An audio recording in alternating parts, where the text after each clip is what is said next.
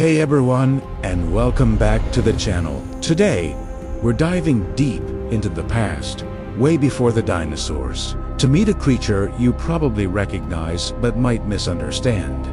To meet, you know, the one with that impressive sail on its back. Most people lump it in with the dinosaurs, but what if I told you that's completely wrong? In fact, Dimetrodon is actually more closely related to you and me than it is to stick around, because this animal's story is a crucial chapter in the incredible journey of life on Earth, a story that bridges the gap to the age of reptiles. So, let's set the scene. We're in the Permian Period, about 295 to 272 million years ago.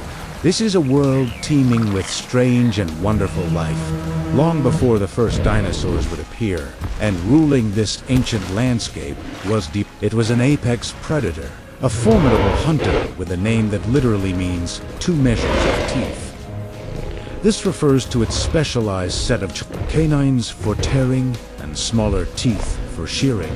This was a sophisticated feature for its time, setting it apart from other animals that had simple, uniform teeth. But of course, the most iconic thing about Dimetrodon is that magnificent sail. For decades, scientists have debated the purpose of this structure. Was it for display, to attract mates, or intimidate rivals? Was it for camouflage, helping it blend in with tall reeds? The most popular and well-supported theory is thermoregulation, a biological radiator. The sail was made of skin stretched over long spines, growing directly from its vertebrae. By turning its sail towards the sun, Dimetrodon could absorb heat and warm up its body much faster than other cold-blooded animals. A warm predator is a fast and active predator, giving it a huge advantage in the cool Permian mornings. Conversely, by facing into the wind, it could cool down. This biological engineering was a gift, but here's the biggest plot twist.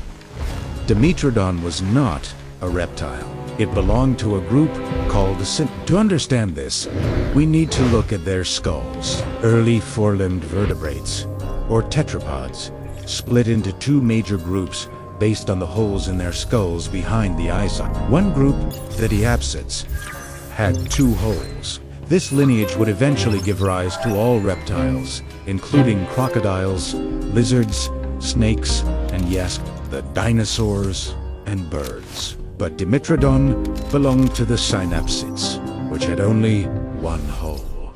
This group is also known as the mammal-like reptiles, and it's the lineage that, over hundreds of millions of years, would eventually lead to mammals. That's right, us. So, Dimetrodon is an ancestor on our side of the family tree, not the dinosaurs. It represents a very early branch of what would become mammals. This is why calling it a dinosaur is like calling your great-great-great-grandfather your nephew. They're related, but on completely different branches of the evolutionary tree. The world of the Permian, however, was not destined to last. Around 252 million years ago, the planet experienced the most severe extinction event in its history, the Great Dying. The Permian-Triassic Extinction wiped out an estimated 96% of marine species and 70% of terrestrial vertebrate species. Massive volcanic eruptions in what is now Siberia released colossal amounts of greenhouse gases, leading to catastrophic climate change, ocean acidification, and a collapse of ecosystems worldwide. The Synapsids, including the relatives of Dimetrodon, were hit hard. The reign of creatures like Dimetrodon was over, but life is resilient. In the aftermath of this global catastrophe, the world was an empty canvas. The few survivors found themselves in a new, hotter, and drier world. And it was in this new world that the other group, the Diapsids, had a crucial advantage. While Synapsids like Dimetrodon were adapted to the relatively stable Permian climate, early reptiles proved to be better suited for the harsh conditions of the Triassic period. Their scaly skin was excellent at preventing water loss, a key trait in an arid environment. Their more efficient metabolisms and waste disposal systems, which conserve water, also gave them an edge. So, as the Synapsid dynasties crumbled, the Diapsids began to diversify and flourish.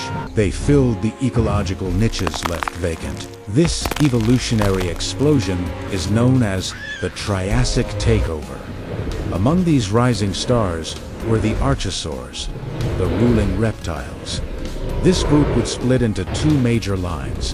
One line led to modern crocodiles and their relatives. The other line gave us the pterosaurs, the flying reptiles, and, most famously, the dinosaurs. So, you see, the story isn't a direct line from Dimetrodon to dinosaurs. It's a story of two competing dynasties. Dimetrodon and its Synapsid kin were the dominant land vertebrates of the Permian. But after a massive global extinction, the environmental playing field was reset. The reptiles, the Diapsids, were better equipped to handle the new rules of the game. They seized the opportunity, diversified, and gave rise to the spectacular age of dinosaurs. Meanwhile, the surviving Synapsids didn't just disappear. They became smaller, more furtive, nocturnal creatures, living in the shadows of the dinosaurs. And for the next 150 million years, they bided their time, evolving new traits. Eventually, after another extinction event wiped out the Nanavian dinosaurs, these little Synapsid descendants would emerge from the shadows to reclaim the world. We call them mammals, so next time you see a picture of Dimetrodon, remember it's true, incredible story. It's not a dinosaur, it's a mammal-like reptile, a member of our own ancient lineage. It was a pioneer of its time, a dominant predator that showcases an early experiment in warm-bloodedness. Its story is a powerful reminder of how evolution works, not in a straight line, but as a branching tree, shaped by competition, innovation, and catastrophic events that can completely change the course of life on Earth.